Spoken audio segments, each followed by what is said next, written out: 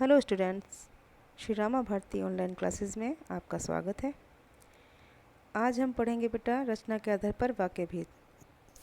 8th class आपके अभ्यास कार्य में पार्ट 2 के अभ्यास कार्य में वाक्य भेदों का एक प्रश्न है कि तीनों वाक्यों का एक दूसरे में बदलना है, मिश्र वाक्य, संयुक्त वाक्य और सरल वाक्य। तो आपको सही तरीके से समझ आ जाए इसलिए मैंने आपको ये छोटी सी वीडियो बनाकर भेज रही हूँ। ठीक है, अब इसमें ये देखो रचना के आधार पर वाक्य भेद होते क्या हैं। सबसे पहले तो वाक्य क्या है। वाक्य देखो, वाक्य क्या है? शब्दों के सार्थक समूह को हम वाक्य कहते हैं जो व्याकरणिक प्रकार्य में एक दूसरे से जुड़े हुए हों। ठीक है, उन्हें हम वाक्य कहते हैं। अब देखो रचना के आधार पर वाक्य कितने होते हैं?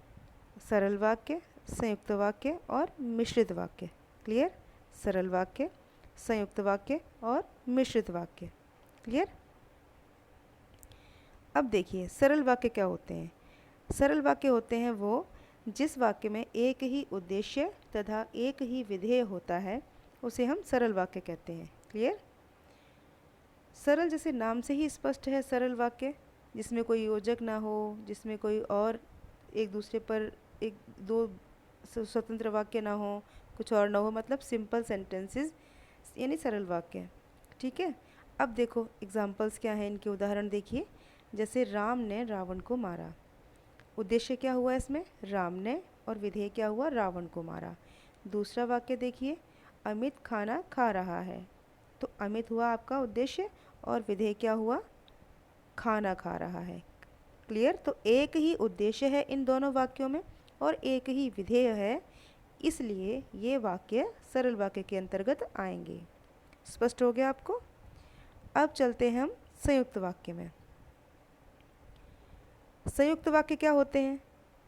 जिस वाक्य में दो या दो से अधिक स्वतंत्र उपवाक्य योजक या समुच्चय बोधक अव्यय द्वारा जुड़े हों उसे हम संयुक्त वाक्य कहते हैं।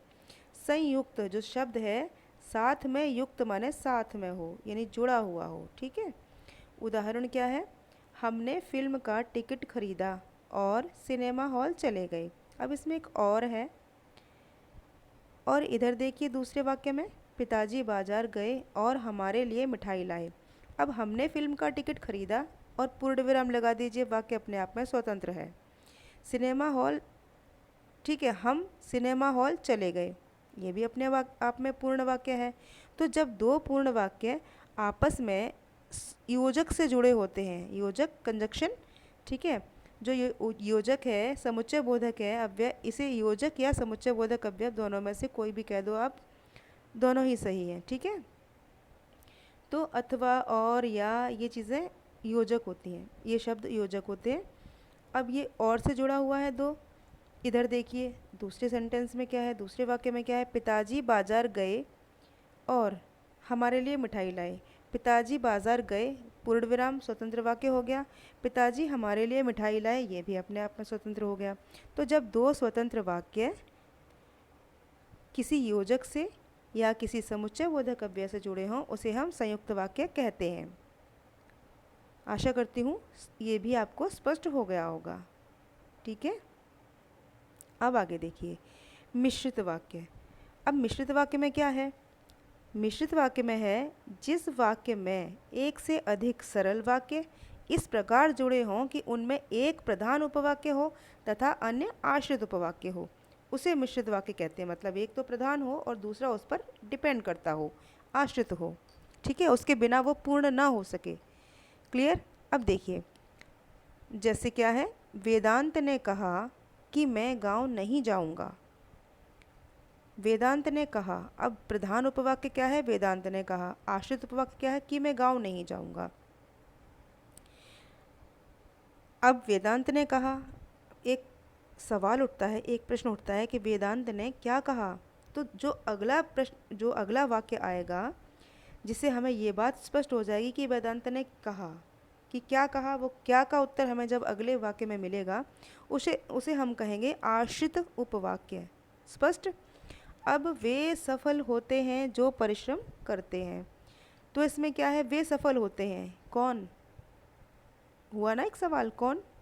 जो परिश्रम करते हैं। तो प्रधान उपवाक्य क्या हुआ, वे सफल होते हैं। आश्रित उपवाक्य क्या हुआ, जो परिश्रम करते हैं। ठीक है, ये आपका हो गया मिश्रित वाक्य। तो मिश्रित वाक्य में क्या हुआ, जिस वाक्य में एक से अधिक सरल वाक्य इस प्रकार जुड़े हों कि उसमें प्रधान उपवाक्य तथा आश्रित उपवाक्य हो, दो उपवाक्य हों, उन्हें हम मिश्रित उपवाक्य कहते हैं। एक दूसरे वाक्य पर निर्भर करता हो। क्लियर। अब देखिए, रचना की दृष्टि से वाक्य के कितने भेद होते हैं, बताइए। 3। ठीक है। इसके अलावा प्रश्न है कि जो, यदि, आदि शब्द जो है, कि, जो, यदि और आदि, यदि आदि ये शब्द जो हैं किस प्रकार के वाक्य में प्रयुक्त होते हैं। सरल वाक्य में होते हैं, मिश्रित वाक्य में होते हैं, संयुक्त वाक्य में होते हैं, या फिर प्रश्नवाचक वाक्य में होते हैं, बताइए आप। ये मिश्रित वाक्य में होते हैं। ठीक है। अगला देखिए, दीदी फल लेने बाजार गई हैं। अब ये दीदी फल लेने बाजार गई हैं, ये वाक्य यहाँ पूर्ण है। रचना के आधार पर वाक्य का भेद बताइए। कौन सा भेद है, सरल है, मिश्रित है, संयुक्त है, या इनमें से कोई नहीं है। ऑब्वियस है, इसमें एक दीदी उद्देश्य है, फल लेने बाजार गई हैं विधेय है, तो सरल वाक्य हुआ। अब देखिए, किस विकल्प में मिश्रित वाक्य है। राम ने चित्र बनाया, राधा बाजार नहीं गई, मोहन आया पर यहाँ नहीं रुका, माँ ने कहा कि विद्यालय से सीधे घर आना। अब मिश्रित वाक्य में क्या होता है, एक वाक्य दूसरे वाक्य पर निर्भर करता है। तो इसमें से निर्भर कहाँ कर रहा है, माँ ने कहा कि, क्या कहा, निर्भर कर रहा है कि विद्यालय से सीधे घर आना। तो ये हो गया आपका मिश्रित वाक्य। तो यही है आपका मिश्रित वाक्य। स्पष्ट हो गया ना स्टूडेंट्स। अब आपका ये जो पार्ट में एक अभ्यास है जिसमें आपको वाक्य बताने हैं, वाक्य की पहचान करनी है। तो इस वीडियो या इस छोटी सी क्लास के थ्रू मैं आपको समझाना चाहती थी कि वाक्य कितने प्रकार के हैं और किस प्रकार से इनको पहचाना जा सकता है। आशा है आपको समझ में आ गया होगा। ओके बेटा, take care and God bless you.